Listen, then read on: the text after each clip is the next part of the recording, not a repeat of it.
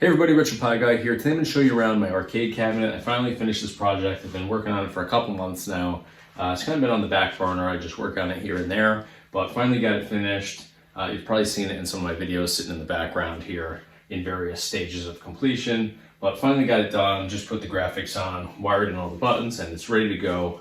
I'll be putting up some gameplay demos on this from our, I have the RetroPie Guy 512 gigabyte game collection card in there, over 15,000 games. So really amazing setup here. But as you can see, it is a bar top cabinet that I've gone and mounted to the wall.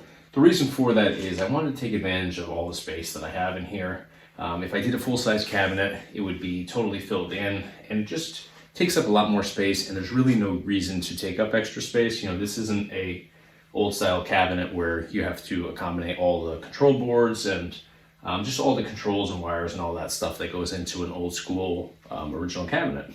This has Raspberry Pi 4 inside, 4 gigabyte RAM, running RetroPie, so you know everything in here takes up literally no space at all. It's just the regular size, super small Raspberry Pi 4, so I don't need massive amount of cabinet space to accommodate all the controls.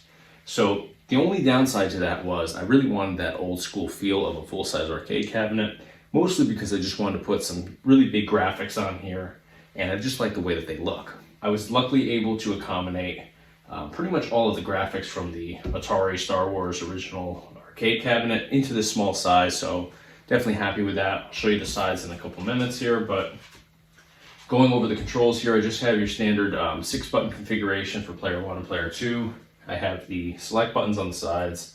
I actually have 2 buttons that you can see here in the front, these yellow buttons which are wired in. I have no function assigned to them right now because they're just extra buttons, but this particular kit that I bought to basically just utilize all the pieces and then kind of tweak it and make it my own did come, unfortunately, with these holes already drilled in, so I had to put something in there to fill them in. I was actually lucky, though. It was a blessing in disguise because I wanted to accommodate the yellow buttons even though I didn't have any reason to actually use them.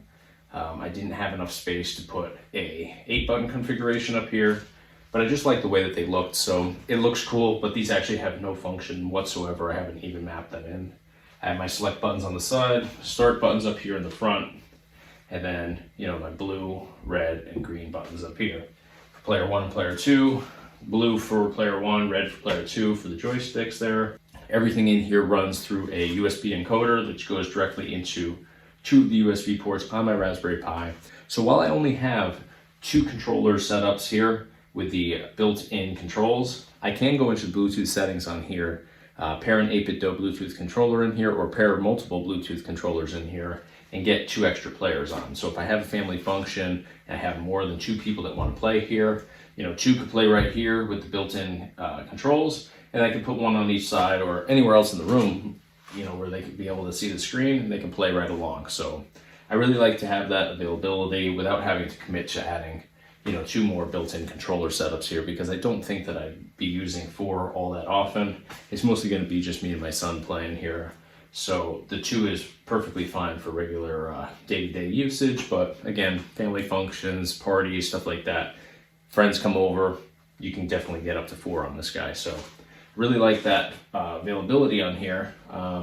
But going into this a little bit deeper, I bought a kit on here. I was actually planning on doing a full review and installation video on that kit. However, I wasn't happy with the kit at all. Just to give you a couple of reasons why, and to maybe give you some information that you should take into consideration when buying an arcade kit. It was stuff that I didn't think of.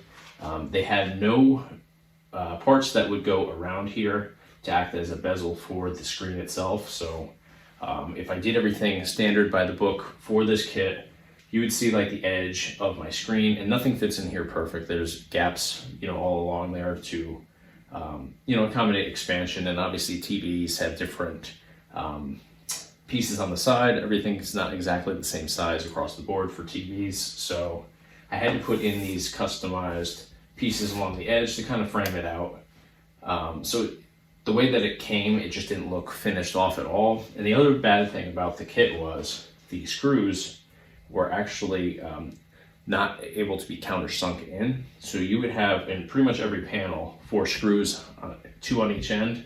So like take the top for example, you would have 2 screw heads here visible, 2 screw heads here visible, same thing down here, 2 here, 2 here, same on top of the control board, 2 on each side. And I just hated that look, because then when you go to put vinyl on top of that, you either have to cut out a hole for the screw head, or you can go right over it, but it's going to be all bubbled up. It's just not going to last, I don't think, even a couple of weeks before it starts peeling up and all that. So if you're going to go and get a kit, make sure that you check out the screws, make sure that they're countersinkable. So what I actually ended up having to do was take out all the screws, put my own in there, and then counter drill them in, countersink them, cover them with either putty or wood filler, sand them down, prime it. It just became this huge project. I didn't think it would be like that at all. I thought it was going to be like a 2-day thing. I've been working on this for about 2.5 months now. Granted, I haven't been spending like every day or even every week on it, but it's still a much bigger project than I think anybody would think they're getting into by buying a kit. You think that if you get a kit, you take it out of the box, a couple screws, maybe some wood glue here and there, and you're done. That wasn't the case at all here. So definitely want to put that out there. Remember, if you're getting kits, check what screws, go where and what type of screws they're using, because that was definitely a deal breaker for me. I wanted this to look super polished off. I didn't want to have any screw heads visible anywhere on here, so I definitely customized this quite a bit, because you can't see any screw heads here.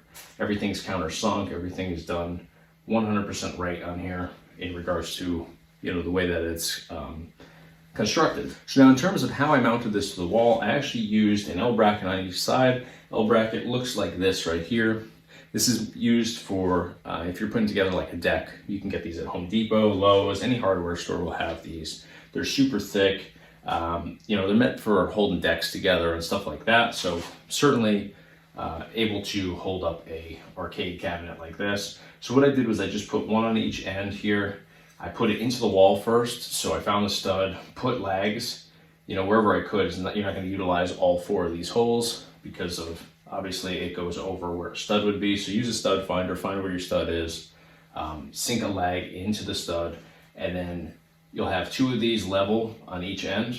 And then what you do is you just simply lift the arcade cabinet onto that, fasten some screws from the bottom side of the L bracket into the bottom of the arcade cabinet, and that'll hold it up. And then what I did before installing the screen here was I just put in a couple more lags on the back of my arcade cabinet into the same studs, so it's secured both here up top into the studs, and then on the bottom there through the bracket into studs, and then from the bottom of the bracket into the bottom of the arcade cabinet. So you can see here, it doesn't move at all, doesn't budge whatsoever. I could lean on here, I could probably hold, maybe not my weight, but my son's weight. It wouldn't fall out of the wall. If I put all my weight on there, this would probably start to crack, because I'm a little heavy. But all that being said, it's super secure, super safe. If you have little kids like I do, and they were to jump on here and hang off of it, nothing's going to break, nothing's going to fall. They're not going to get hurt. Not that you recommend them doing that, but safety first. I want to make sure that everything was safe about this. And then I have an outlet over here behind my virtual pinball machine that's right here. So I just run a little line across there for the power supply. I also have this 3D LED light up here with the RetroPie Guy logo on it. I'll do a video on that too, because the guy that made this for me did a phenomenal job. So I definitely want to point that out and highlight that, and send some business his way, because I think a lot of people would want something like that above their specific setup here. So that's pretty much it. Just want to give you guys a brief little tour of this. I've been getting a lot of questions from people that have seen this looming in the background for videos for the last couple months. So finally done. I'll be doing some gameplay demos on here, again using the RetroPie Guy 512 gigabyte game collection card, which is really great if you have an arcade setup. I definitely highly recommend it. The cool thing about that too is you can play games for like the PlayStation collection over here, right here on the arcade cabinet. You can go in through RetroArch if you have to customize controls, but for the most part, I'm able to do like a lot of racing games on here. Same thing with N64, you can get Mario Kart on here. So it's definitely a different feel than using a gamepad controller, but still a cool experience, and definitely a different experience. So it's cool to play that in multiplayer with some family and friends. So that's going to do it for today. If you found this video helpful, you enjoyed it, hit the like button for me, subscribe to the YouTube channel, do a whole bunch of gameplay demos, tours, tutorials, just a lot of great stuff based around retro gaming in general. And then of course, check us out online, www.retropieguy.com. Thanks for watching.